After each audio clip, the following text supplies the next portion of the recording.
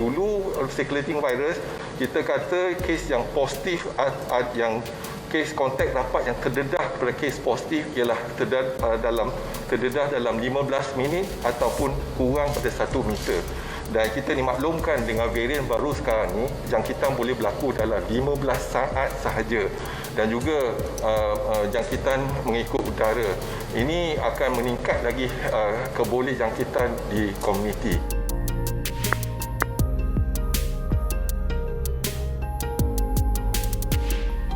Peningkatan kes bukan hanya di negara kita. Kita lihat peningkatan kes kita bermula pada 26 Jun dan kita 26 Jun dan kita lihat peningkatannya adalah kerana keboleh jangkitan Delta variant yang boleh menjangkit dengan cepat. Dan kalau kita lihat keboleh jangkitan virus yang biasa R0 ataupun RT dalam 2.5 hingga 3, tetapi R0 ataupun RT untuk Delta variant dan varian-varian yang kita kenal pasti adalah lebih tinggi, iaitu 5 hingga ke 8. Berarti kalau 100 orang dijangkiti, dalam tempoh masa terdekat inkubasi akan menjangkiti 500 orang hingga 800 orang. Dan juga sifat virus juga berubah. Dulu circulating virus, kita kata kes yang positif, yang kes kontak rapat yang terdedah kepada kes positif ialah terdedah dalam 15 minit ataupun kurang pada 1 meter. Dan kita dimaklumkan dengan varian baru sekarang ni, jangkitan boleh berlaku dalam 15 saat sahaja. Dan juga jangkitan mengikut udara. Ini akan meningkat lagi keboleh jangkitan di komuniti. Jadi tindakan kita masih kita menggunakan kaedah kesihatan awam, pemakaian penutup muka, penjarakan fizikal, pakaian face shield dan juga kerap mencuci tangan dan elak tempat-tempat yang sesak. Kalau ada jangkitan berlaku, terutamanya berlaku di tempat-tempat yang sempit di mana pengudaraan yang tak berapa baik dan ini boleh mempercepatkan jangkitan. Jadi kita kena ambil langkah-langkah pencegahan dan kawalan dan juga tampil ke depan mendapatkan vaksin kerana vaksin adalah satu cara kita dapat membendung dan mengawal penularan di dalam komuniti.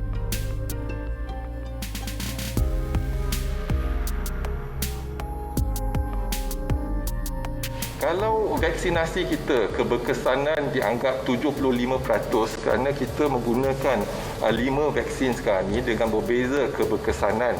Ada yang sampai 95%, ada yang 60%. Purata dia katalah 75%. Dan kita lihat dalam jangkaan kita, kalau dos yang kita boleh beri sehari ialah 100,000 vaksinasi, iaitu warna coklat, dan juga kalau kita boleh laksanakan dos seharian ialah 150, iaitu dos kedua di satu kawasan, kita boleh anggarkan iaitu unjuran menunjukkan kes akan menurun iaitu pada akhir bulan 11 ataupun pertengahan bulan 11.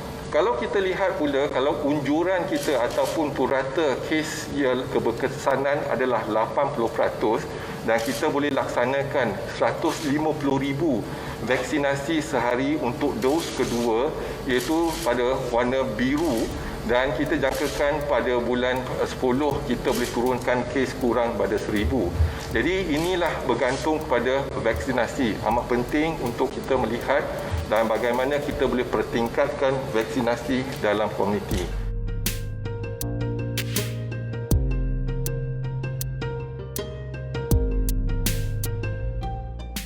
KKM ingin memaklumkan bahawa pada masa terdekat, CAC akan dibangunkan secara maya bagi menguruskan kes-kes positif COVID-19 yang tidak bergejala atau bergejala ringan, iaitu Cat 1 dan Cat 2. Pemantauan kes-kes tersebut akan diadakan secara maya tanpa keperluan menghadiri secara fizikal di CAC. Home Surveillance Order atau HSO digital ini akan diberikan melalui aplikasi MySejahtera atau lain-lain aplikasi dan ianya adalah sah dari segi undang-undang. So walaupun kita tidak diberi gelang adalah dari segi aspek undang-undang mereka terpaksa berada di rumah juga secara home isolation atau HSO.